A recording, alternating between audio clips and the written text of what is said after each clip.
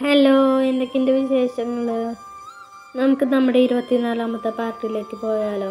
തെറ്റുകൾ നീ ക്ഷമിക്കാട്ടാ. ഞാൻ പരമാവധി തെറ്റുകൾ വരുത്താണ്ട് നോക്കുന്നുണ്ട്, പക്ഷെ എന്നെ കൊണ്ട് പറ്റുന്നില്ല.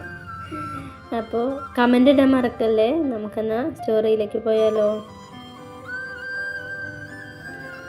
നമ്മുടെ നാട്ടിലും ഒരു ലവ് യൂണിവേഴ്സിറ്റി തുടങ്ങേണ്ടിയായിരുന്നു. ചൈനയിലൊക്കെ ഉണ്ടല്ലോ ലവ് യൂണിവേഴ്സിറ്റി. അറ്റ്ലീസ്റ്റ് കേരളത്തിൽ ഒരു മൗത്ത് ലുക്കിംഗ് യൂണിവേഴ്സിറ്റി എങ്കിലും ഉണ്ടായിരുന്നെങ്കിൽ എത്ര നന്നായിരുന്നേനെ. മനസ്സിലാലോചിച്ചുകൊണ്ട് അവൾ ലാപ്ടോപ്പിൽ ഓരോന്ന് ടൈപ്പ് ചെയ്യാൻ തുടങ്ങി. അപ്പോഴാണ് ശിവയെ ആരോ വിളിച്ചത്. പരിചയമില്ലാത്ത നമ്പർ ആയതിനാൽ ശിവ നെറ്റി ചുളിച്ചുകൊണ്ട് കോൾ അറ്റൻഡ് ചെയ്തു. എന്തൊക്കെയോ സംസാരിച്ചുകൊണ്ട് അവൻ നേരെ ഫോൺ പാർവണിക്ക് നിരഞ്ഞിട്ടി. അവൾ സംശയത്തോടെ ഫോൺ വാങ്ങി ചെവിയോട് ചേർത്തു. ഹലോ, നീ എവിടെ അടുത്തുണ്ടി? എത്ര നേരമായി ഞാൻ നിന്നെ വിളിക്കണം. ഫോൺ എന്തോ ഓഫ് ചെയ്ത് വെച്ചിരിക്കണേ? പാർവണ ഫോൺ ചെവിയോട് ചേർത്തു. മറുഭാഗത്ത് നിന്ന് രേവതി ഒരുപാട് ചോദ്യങ്ങൾ ചോദിക്കാൻ തുടങ്ങി.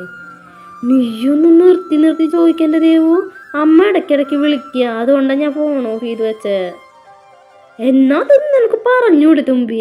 ഞാൻ നിന്നെ വിളിച്ചിട്ട് കിട്ടാതായപ്പോൾ ദേവസാറിൻ്റെ കയ്യിൽ നിന്ന് ശിവസാറിൻ്റെ നമ്പർ വാങ്ങിച്ച് വിളിച്ചതാ. നീ ഫുഡ് കഴിച്ചാ? രേവതി അവളോടായി ചോദിച്ചു. കഴിച്ചു, നീയോ? കഴിച്ചു. അവളും ഒന്ന് മൂളി. എന്നാൽ ശരി, ഞാൻ ഫോൺ കട്ട് ചെയ്യാട്ടോ. കുറച്ച് ജോലി ഉണ്ട് ബാക്കി. ഞാൻ ബാക്കി വീട്ടിൽ വന്നിട്ട് പറയാം. അത് പറഞ്ഞ് പാർവണ കോള് കട്ട് ചെയ്തു. ശിവ ഫോൺ വാങ്ങി പോക്കറ്റിലേക്കിട്ട് വീണ്ടും ലാപ്ടോപ്പിൽ എന്തോ നോക്കാൻ തുടങ്ങി. പാർവണ തൻ്റെ വർക്കിൽ മുഴുകി. കുറച്ച് കഴിഞ്ഞപ്പോൾ നവീനും രാജീവേട്ടനും ഫുഡ് കഴിച്ചു വന്നു. അവർ വന്ന് കുറച്ച് കഴിഞ്ഞ് അടുത്ത ബാച്ചിന് വേണ്ടി ശിവ വീണ്ടും സെമിനാർ ഹാളിലേക്ക് നടന്നു. ഒപ്പം നവീനും രാജീവേട്ടനും. പാർവണയ്ക്ക് അവിടെ പ്രത്യേകിച്ച് പണിയൊന്നും ഇല്ലാത്തതുകൊണ്ട് അവൾ ഇവിടെ ഡീറ്റെയിൽസൊക്കെ കമ്പ്യൂട്ടറിൽ സേവ് ചെയ്യാനായിരുന്നു. സെമിനാർ അവസാനിച്ചപ്പോൾ നവീൻ വന്ന് പാർവണയെ വിളിച്ചു. അവൾ നവീനൊപ്പം സെമിനാർ ഹാളിലേക്ക് ചെന്ന് സ്റ്റുഡൻസിൻ്റെ ഡീറ്റെയിൽസ് എല്ലാം കളക്ട് ചെയ്തു. പാർവണ കളക്ട് ചെയ്ത പേപ്പേഴ്സുമായി തിരികെ റൂമിലെത്തിയപ്പോഴേക്കും നവീനും രാജീവേട്ടനും പോയിരുന്നു. ശിവ മാത്രമായിരുന്നു ആ റൂമിൽ ഉണ്ടായിരുന്നത്. അവൾ വേഗം തന്നെ പേപ്പേഴ്സ് എല്ലാം ടേബിളിന് മുകളിൽ കൊണ്ടുവച്ചു. സമയം 4:30 കഴിഞ്ഞിരുന്നു. അതുകൊണ്ട് തന്നെ അവൾ വേഗം ഡീറ്റെയിൽസ് എല്ലാം കമ്പ്യൂട്ടറിൽ സേവ് ചെയ്യാൻ തുടങ്ങി. അതെല്ലാം കഴിഞ്ഞപ്പോഴേക്കും സമയം 5 മണി ആവാറായി കഴിഞ്ഞിരുന്നു. കഴിഞ്ഞോ? ശിവ അവളെ നോക്കി ചോദിച്ചു. കഴിഞ്ഞു സാർ, അവൾ വിനയ കുലീനിയായി പറഞ്ഞു. അല്ലെങ്കിൽ ഇതിനു പുറമെ അവൻ വേറെ എന്തെങ്കിലും വർക്ക് കൂടെ തന്നാലോ, അതുകൊണ്ട് കുറച്ച് ബഹുമാനം കൊടുത്തേക്കാം എന്ന് അവളും കരുതി. എന്നാ വപ്പുവ. ശിവ അത് പറഞ്ഞ് ലാപ്ടോപ്പും മറ്റു ഫയൽസും എടുത്ത് മുറിയിൽ നിന്നും പുറത്തേക്ക് ഇറങ്ങി. പാർവണ തൻ്റെ ബാഗും എടുത്ത് വാതിൽ ചാരി പിന്നാലെ കാറിനടുത്തേക്ക് നടന്നു. പാർക്കിങ്ങിലെത്തിയ ശിവ കാറിൻ്റെ ഡോർ തുറന്നു. പിന്നിൽ നിന്നും ആരോ വിളിച്ച് ഒപ്പമായിരുന്നു. ഡോക്ടർ! ആ വിളി കേട്ടോ ശിവ പെട്ടെന്ന് തിരിഞ്ഞു നോക്കി. ഡോക്ടറാ? പാർവണ അന്തം വിട്ടുകൊണ്ട് ശിവയെ ആ പയ്യനെ മാറി നോക്കി. ഡോക്ടർക്ക് എന്നെ ഓർമ്മയില്ലേ? ആ പയ്യൻ ശിവയെ നോക്കി ചോദിച്ചു. എവിടെയോ കണ്ടു മറന്ന പോലെ. ഓർമ്മ കിട്ടുന്നില്ല, ശിവ തൻ്റെ നെറ്റിയിൽ ഒഴിഞ്ഞുകൊണ്ട് പറഞ്ഞു. ഡോക്ടർ ബാംഗ്ലൂരിൽ വർക്ക് ചെയ്തുകൊണ്ടിരുന്നപ്പോൾ എൻ്റെ അനിയൻ അനുരുദ്ധിൻ്റെ ചികിത്സയ്ക്ക് വേണ്ടി ഞങ്ങൾ ഹോസ്പിറ്റലിൽ വന്നിരുന്നു. അവിടെ വെച്ച് അവൻ്റെ ചികിത്സയ്ക്ക് പണം തികയാതെ വന്നപ്പോൾ ഞങ്ങളെ സഹായിച്ച ഡോക്ടറായിരുന്നു. ആ പയ്യൻ നന്ദിയോടെ ശിവയെ നോക്കി പറഞ്ഞു. ഓ, ഇപ്പോൾ ഓർമ്മ വന്നു. അനന്തനല്ലേ?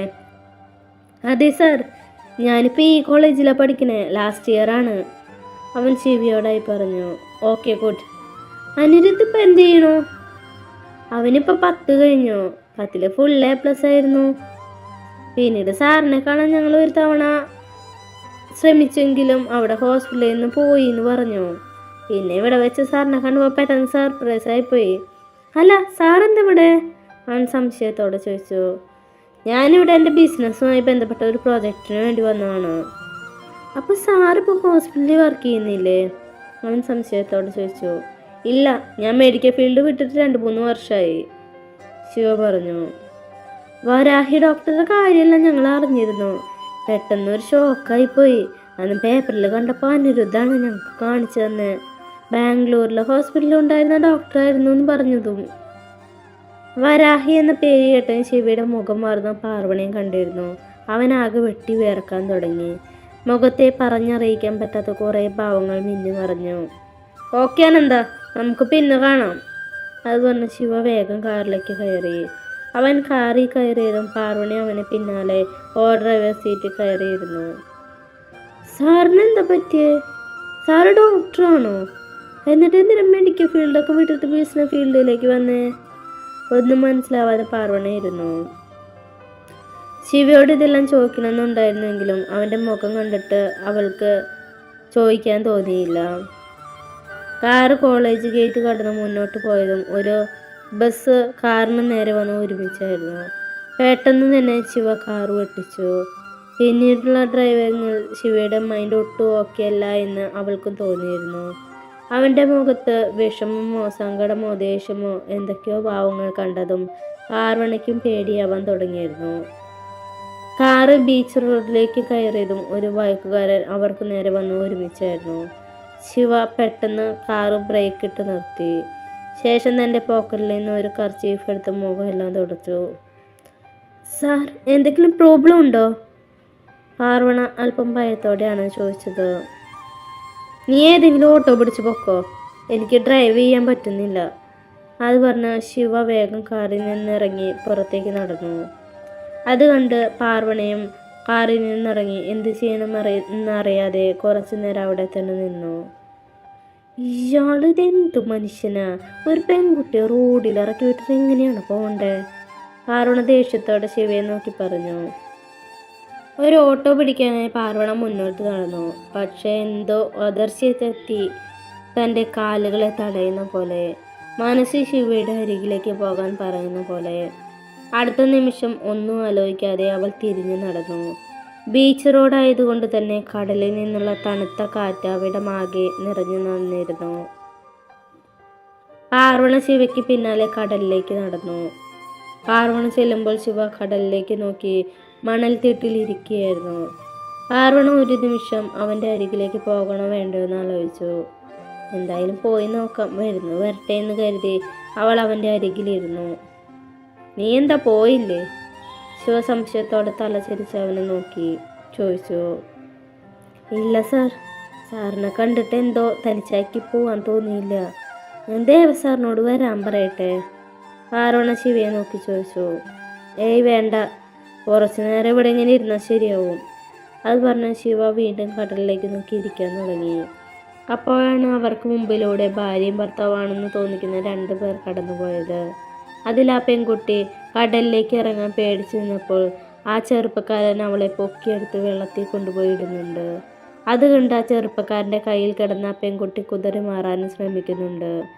അവരെ നോക്കിയിരിക്കുകയായിരുന്നു ശിവയും പാർവണയും. അത് കണ്ട് ശിവയുടെ മനസ്സ് വീണ്ടും കലങ്ങി മറിയാൻ തുടങ്ങി. പഴയ ഓർമ്മകളിലൂടെ വീണ്ടും അവൻ്റെ മനസ്സ് സഞ്ചരിക്കാൻ തുടങ്ങിയതും അവൻ കണ്ണുകൾ ഇറുക്കി അടച്ച് കൈകൊണ്ട് 2 കാതും പൊത്തിപ്പിടിച്ചു. പാർവണ അവൻ്റെ ആ ഭാവം കണ്ട് പേടിച്ചു. സാർ, അവൾ ശിവയുടെ തോളിൽ കൈവച്ചുകൊണ്ട് വിളിച്ചു. അവളുടെ വിളി കേട്ട ശിവ തല ഉയർത്തി നോക്കി. അപ്പോൾ അവൻ്റെ കണ്ണുകൾ നിറഞ്ഞിട്ടുണ്ടായിരുന്നു. അത് കണ്ടതും പാർവയുടെ മനസ്സും എന്തോ വേദനിച്ചു. എന്താ പറ്റിയേ സാർ? ആ കുട്ടിയെ കോളേജ് വിട്ട് കണ്ടെത്തപ്പോട്ട് സാറാകെ ഡിസ്റ്റർബ്ഡ് ആണല്ലോ. ശരിക്കും ആരാ വരാഹി? എനിക്കൊന്നും മനസ്സിലാവുന്നില്ല. മനസ്സിലെ ചോദ്യങ്ങൾ പാർവണ ശിവയോട് തുറന്നു ചോദിച്ചു. വരാഹി സത്യ. എല്ലാവരുടെയും വാഹിയായിരുന്ന അവൾ എൻ്റെ മാത്രം സത്യമായിരുന്നു. എൻ്റെ ജീവൻ്റെ പാതി. സ്നേഹിക്കാൻ ആരോരുമില്ലാത്ത എൻ്റെ ജീവിതത്തിലേക്ക് എൻ്റെ ആരൊക്കെയായി വന്ന് അവസാനം എന്നെ തനിച്ചാക്കി പോയി അവൾ. അത് പറയുമ്പോൾ അവൻ്റെ കണ്ണുകൾ നിറഞ്ഞൊഴുകിയിരുന്നു. എനിക്കൊന്നും മനസ്സിലാവുന്നില്ല, പാർവണ വീണ്ടും പറഞ്ഞു. ഞാൻ MBBS ചെയ്തിരുന്ന അമേരിക്കയിലായിരുന്നു. അവിടെ വെച്ചാണ് ഞാൻ സത്യയെ കണ്ടുമുട്ടിയത്. മലയാളി ആയതുകൊണ്ട് തന്നെ ഞങ്ങൾ 2 പേരും പെട്ടെന്ന് കൂട്ടായി. അധികം വൈകാതെ തന്നെ ഞങ്ങൾ 2 പേരും സ്നേഹത്തിലായി. അവളുടെ വീട്ടുകാർക്ക് പ്രത്യേകിച്ച് എതിർപ്പൊന്നും ഉണ്ടായില്ല. വീട്ടുകാരെന്ന് പറഞ്ഞാൽ അവൾക്കൊരു അച്ഛൻ മാത്രമേ ഉണ്ടായിരുന്നുള്ളൂ. രാമചന്ദ്രൻ എന്ന ഞങ്ങളുടെ രാമച്ചൻ. ഡോക്ടർ തന്നെയാണ് അച്ഛനും. ഓർത്തോ സ്പെഷ്യലിസ്റ്റ് ആയിരുന്നു. MBBS കഴിഞ്ഞ് ഞങ്ങൾ രണ്ടുപേരും നേരെ ഇന്ത്യയിലേക്ക് വന്നു. ബാംഗ്ലൂരിലെ ഒരു ഹോസ്പിറ്റലായിരുന്നു വർക്ക് ചെയ്തിരുന്നത്. അവൾ ഗൈനക്കോളജിസ്റ്റും ഞാൻ കാർഡിയോളജിസ്റ്റും ആയിരുന്നു. Sivarag Menon, one of the most leading cardiologist in Bangalore. ജോലിക്ക് കയറി അധിക കാലം ആകുന്നതിന് മുമ്പേ ആ ഹോസ്പിറ്റലിൽ ഞാൻ നല്ല തിരക്കുള്ള ഒരു ഡോക്ടറായി കഴിഞ്ഞിരുന്നു. അങ്ങനെ സന്തോഷത്തോടെ ഒരു ജീവിതമായിരുന്നു എൻ്റെയും സത്യയുടെയും. പക്ഷേ വിധി അത് ക്രൂരനാണ്.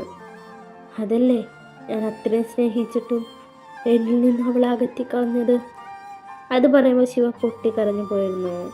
പാർവണിയാണെങ്കിൽ അവനെ എങ്ങനെ സമാധാനിപ്പിക്കണമെന്ന് അറിയാതെ ഇരുന്നു. ശിവ പെട്ടെന്ന് പാർവണിയുടെ തോളിലേക്ക് തല ചരിച്ചു വെച്ചു. പാർവണ പെട്ടെന്ന് ഒന്ന് ഞെട്ടിയെങ്കിലും പിന്നീട് അവനെ സമാധാനിപ്പിക്കാനായി അവൻ്റെ തലയിൽ പതിയെ തലോടിക്കൊണ്ടിരുന്നു. അത്ര നേരം അങ്ങനെ ഇരുന്നതിന് പോലും അവൾക്കറിയില്ലായിരുന്നു. അവളുടെ ചിന്ത മുഴുവൻ സത്യ എന്ന വരാഹിയെക്കുറിച്ചായിരുന്നു. പിന്നീട് എന്താണ് കുട്ടിക്ക് പറ്റിയത്? സാർ എന്തിനും മെഡിക്കൽ ഫീൽഡ് ഉപേക്ഷിച്ച്? ആ ചോദ്യമൊക്കെ ചോദിക്കണമെന്നുണ്ടായിരുന്നെങ്കിലും അവൻ്റെ അവസ്ഥ കണ്ട് അവൾക്ക് എന്തോ അത് ചോദിക്കാൻ തോന്നിയില്ല. ഫോണിൻ്റെ റിങ്ങാണ് അവളെ ചിന്തകളിൽ നിന്നും തിരിച്ചു കൊണ്ടുവന്നത്. ഫോൺ നോക്കുമ്പോൾ അമ്മയായിരുന്നു. അത് കണ്ടതും അവൾ കോൾ കട്ട് ചെയ്തു. കുറച്ച് കഴിഞ്ഞാൽ വീണ്ടും ഫോൺ റിങ് ചെയ്യാൻ തുടങ്ങി. അത് കേട്ട് ശിവ അവളുടെ തോളിൽ നിന്ന് തല ഉയർത്തി നോക്കി. കുറേ നേരമായില്ലോ ഫോൺ റിങ് ചെയ്യണു, അറ്റൻഡ്. ശിവ അവളോടായി പറഞ്ഞു. ഏയ് വേണ്ട, അമ്മയെ വിളിക്കണേ, ഇപ്പോഴത്തെ പ്രശ്നവും, അവൾ ടെൻഷനോട് പറഞ്ഞു. പ്രശ്നമോ? എന്ത് പ്രശ്നം? ശിവയും അതേ ആകാംക്ഷയോട് ചോദിച്ചു. അത് പിന്നെ 2 ദിവസം മുമ്പ് എൻ്റെ സപ്ലി റിസൾട്ട് വന്നു. ഞാൻ വീണ്ടും ഫെയിലായി. ഞാനത് വീട്ടിൽ പറഞ്ഞില്ല, പക്ഷേ എങ്ങനെയോ അത് വീട്ടിലറിഞ്ഞു. അതോടുകൂടെ അമ്മ ഇനിയും പഠിപ്പൊന്നും വേണ്ടെന്നാ പറയണേ. ഏതോ ഒരു കോന്തൻ അടുത്താഴ്ച പെണ്ണ് കാണാൻ വരുന്നുണ്ട്. വീട്ടിലതെല്ലാം ഉറപ്പിച്ച മട്ടാണ്. അതുകൊണ്ട് കോൾ അറ്റൻഡ് ചെയ്യുന്നില്ല. ഞാൻ 2 ദിവസമായിട്ട് ഞാൻ ഫോൺ സ്വിച്ച് ഓഫ് ചെയ്ത് വെച്ചിരിക്കുകയായിരുന്നു. കുറച്ച് മുമ്പാണ് ഫോൺ സ്വിച്ച് ഓൺ ചെയ്തത്. അപ്പം വിളിക്കാൻ തുടങ്ങി. പിന്നെ അവൾ ദേഷ്യത്തോടെ പറഞ്ഞു. സപ്ലിയോ? നീ എന്തിനാ പഠിച്ചിരുന്നേ? ശിവ അവളോട് ചോദിച്ചു. ഞാൻ BSc നഴ്സിംഗ് ആയിരുന്നു, അവൾ ഒരു വളിച്ച ചിരിയോടെ പറഞ്ഞു. അപ്പം നീ നഴ്സിംഗ് സ്റ്റുഡൻ്റ് ആയിരുന്നോ? ഞാൻ മാത്രമല്ല, ദേവു നേഴ്സാണ്. അവൾക്ക് എല്ലാ പേപ്പറും കിട്ടിയതാണ്. പക്ഷേ എനിക്ക് വേണ്ടി അവൾ നഴ്സിങ്ങിന് പോവാതെ ഈ ജോലിക്ക് കയറിയ. അപ്പം തനിക്ക് ഈ മാരേജ് പ്രപ്പോസൽ ഇഷ്ടമില്ലെങ്കിൽ അമ്മോട് നേരിട്ട് പറ. സ്വന്തം അമ്മയല്ലേ, കേൾക്കാതിരിക്കില്ല. ശിവ അത് പറഞ്ഞപ്പോഴും അമ്മ വീണ്ടും കോൾ ചെയ്തിരുന്നു. താൻ കോൾ അറ്റൻഡ് എന്നിട്ട് സംസാരിക്കേ. അത് പറഞ്ഞ് ശിവ അവിടെ നിന്നും എഴുന്നേറ്റ് കടലിലേക്ക് നടന്നു. ആറുണ ശിവ പറയുന്നത് കേട്ട് കോൾ അറ്റൻഡ് ചെയ്തു. ഹലോ അമ്മ. നീ എന്തു പണിയെ തുമ്പി കാണിച്ചേ? നിന്നോട് ആരാ ഫോൺ ഓഫ് ചെയ്ത് വെക്കാൻ പറഞ്ഞേ? ഞാൻ എത്ര പേടിച്ചു എന്നറിയോ. എന്നിട്ട് രേവതി വിളിച്ചപ്പോഴാ നീ ഏതോ പ്രോജക്റ്റിന് പോയിരിക്കായിരുന്നു പറഞ്ഞേ. അമ്മ ടെൻഷനോടെ പറഞ്ഞു. അത് കേട്ടപ്പോൾ എന്തോ പാർവണിക്ക് ഒരു കുഞ്ഞു സങ്കടം തോന്നി. എന്താ അമ്മ വിളിച്ചേ? അവൾ ചോദിച്ചു. രേവതി എന്നെ വിളിച്ച് സംസാരിച്ചിരുന്നു. നീ ആകെ സങ്കടപ്പെട്ടിട്ട് ഭക്ഷണം പോലും കഴിക്കാതെ നടക്കുകയാണെന്ന്. ഇനി അങ്ങനെയൊന്നും നടക്കേണ്ട കാര്യമല്ല. നിനക്ക് ഇഷ്ടമില്ലെങ്കിൽ കല്യാണം നടത്തില്ല. അമ്മ അത് പറഞ്ഞത് 1000 ലഡു അവളുടെ മനസ്സിൽ ഒരുമിച്ച് പൊട്ടി. പിന്നെ അമ്മ എന്തൊക്കെയോ പറഞ്ഞെങ്കിലും അവളുടെ ശ്രദ്ധ മുഴുവൻ കടലിലേക്ക് നോക്കി നിൽക്കുന്ന ശിവയിലായിരുന്നു. അമ്മ, ഞാൻ വീട്ടിലെത്തിയിട്ടേ വിളിക്കാട്ടാ. അത് പറഞ്ഞ് അവൾ ഫോൺ കട്ട് ചെയ്തു. അവൾ താഴെ നിന്ന് എഴുന്നേറ്റ് ഡ്രസ്സിലെ മണൽത്തരികളെല്ലാം തട്ടിക്കളഞ്ഞ് ശിവയുടെ അരികിലേക്ക് നടന്നു. സൂര്യൻ കടലിൽ അസ്തമിക്കാൻ തുടങ്ങിയതും ആകാശത്ത് ചെഞ്ചോപ്പ് പടർന്നിരുന്നു. ആറുണ പതിയെ ശിവയുടെ അരികിൽ വന്ന് അവനെ വിളിച്ചു. നേരെ ഒരുപാടായി, നമുക്ക് പോയാലോ? ആറുണ അവനെ നോക്കി ചോദിച്ചു. അവനൊന്നും മൂടിക്കൊണ്ട് തിരികെ കാറിനരികിലേക്ക് നടന്നു. ഒപ്പം പാർവണിയും. ശിവ ഡ്രൈവിംഗ് ചെയ്യുന്നതിനിടയിൽ പാർവണ ഇടയ്ക്കിടയ്ക്ക് അവനെ ഒളി കണ്ണിട്ട് നോക്കുന്നുണ്ടായിരുന്നു. ഇയാൾ ഇത്രയ്ക്ക് പാവമായിരുന്നു. അതോ ഇതാണ് ഇയാളുടെ ശരിക്കുള്ള സ്വഭാവം? ദേഷ്യ അഭിനയാണോ? പാർവണ സീറ്റിലേക്ക് തല ചാരി വെച്ച് ആലോചിച്ചു. ഒന്നും മനസ്സിലാവുന്നില്ലല്ലോ എൻ്റെ മഹാദേവ. കുറച്ചു നേരത്തെ യാത്രയ്ക്കൊടുവിൽ അവർ വീടിന് മുമ്പിലെത്തിയിരുന്നു. ശിവ കാർ നിർത്തിയതും പാർവണ ഡോർ തുറന്ന് പുറത്തേക്ക് ഇറങ്ങി. അപ്പോഴാണ് വൈകുന്നേരത്തേക്ക് നടക്കാനിറങ്ങിയ കുറച്ച് ചേച്ചിമാർ അവളുടെ അരികിലേക്ക് നടന്നു വന്നത്. എന്താ കൊച്ചേ ഇത്? നിനക്ക് ഇതൊക്കെ തന്നെയാണോ പണി? ഇന്നലെ വരെ ഒരു ബൈക്കിലുള്ള ചെക്കൻ്റെ ഒപ്പമായിരുന്നു കറങ്ങി നടന്നേ, ഇന്നിപ്പോൾ കാറിലായാ? കൂട്ടത്തിലൊരു സ്ത്രീ അവളെ നോക്കി ചോദിച്ചു. ഇതെൻ്റെ സാറാണ് ചേച്ചി. പാർവണ ഉയർന്നു വന്ന ദേഷ്യം അടക്കി പിടിച്ചുകൊണ്ട് പറഞ്ഞു. സാറോ? സാറ് നിന്നെ മാത്രമാണ് വീട്ടിൽ കൊണ്ടുവന്നാക്കുന്നേ, അതോ ഇനി ഓഫീസിൽ എല്ലാവരെയും വീട്ടിൽ കൊണ്ടാക്കുന്നുണ്ടോ? ആ സ്ത്രീ തന്നെ വീണ്ടും പാർവണയെ നോക്കി ചോദിച്ചതും എന്തുത്തരം പറയണമെന്നറിയാതെ പാർവണ ശിവയെ നോക്കി. ശിവ ഒന്നും മിണ്ടാതെ കാറെടുത്ത് അവൻ്റെ വീട്ടിനുള്ളിലേക്ക് പോയി. ഗേറ്റ് കടന്നു പോകുന്ന ശിവയെ കണ്ടതും പാർവണയ്ക്ക് എന്തോ സങ്കടം തോന്നി. അശ്ശേ, ഇയാളെന്തെങ്ങനെ? ഇയാൾക്കെന്ത് ഭാഗത്തോടൊന്ന് പറഞ്ഞുകൂടെ എന്തെങ്കിലും? എന്നോട്ടൊക്കെ അയാൾ നൈസായിട്ട് പോയി. ഇത്രയും നേരം അയാളോടൊരു സഹതാപം തോന്നിയിരുന്നെങ്കിലും പിന്നെയും ആ പഴയ ദേഷ്യം ശിവയോട് തോന്നി. പാർവണ ഓരോന്നാലോചിച്ച് അവരുടെ മുമ്പിൽ ഒന്നും മിണ്ടാതെ നിന്നപ്പോഴാണ് ഗേറ്റ് കടന്നു വരുന്ന ശിവയെ അയാൾ കണ്ടത്. ശിവ നേരെ തൻ്റെ കോട്ട് ഒരു കയ്യിൽ പിടിച്ച് അവിടത്തേക്ക് വന്നു. പാർവണ, നീ പൊക്കോ, ഇത് ഞാൻ ഡീൽ ചെയ്തോളാം. ശിവ അത് പറഞ്ഞതും പാർവണ നേരെ ഗേറ്റ് കടന്ന് വീട്ടിലേക്ക് പോയി. മുകളിലെത്തിയതും അവൾ ഇടയ്ക്കിടയ്ക്ക് തിരിഞ്ഞു നോക്കിയപ്പോൾ എന്തൊക്കെയോ പറഞ്ഞ് ദേഷ്യപ്പെടുന്ന ശിവയും തിരിച്ചു മറുപടി പറയാൻ കഴിയാതെ നിൽക്കുന്ന ആ ചേച്ചിമാരെയാണ് കണ്ടത്. അത് കണ്ടപ്പോൾ വീണ്ടും ശിവയോട് ചെറിയ ഇഷ്ടം തോന്നിയ പോലെ. പാർവണ ഓരോന്ന് ആലോചിച്ച് ചിരിയോടെ അകത്തേക്ക് കയറിയപ്പോൾ ഹാളിൽ തന്നെ രേവതി ഉണ്ടായിരുന്നു. അവൾ വിളക്ക് വെക്കുകയായിരുന്നു. അതുകൊണ്ട് തന്നെ പാർവണ ഒന്നും മിണ്ടാതെ റൂമിൽ കയറി വാതിലടച്ചു. ബാഗ് ടേബിളിന് മുകളിൽ വെച്ച് കബോർഡിൽ നിന്ന് ഡ്രസ്സ് എടുത്ത് കുളിക്കാനായി ബാത്റൂമിലേക്ക് കയറി. അപ്പോൾ നമ്മുടെ ഈ പാർട്ട് കഴിഞ്ഞു. ഇഷ്ടപ്പെട്ടു എന്ന് വിചാരിക്കുന്നു. കമൻ്റ് ഇടാൻ മറക്കരുത്. അപ്പോൾ ബൈ.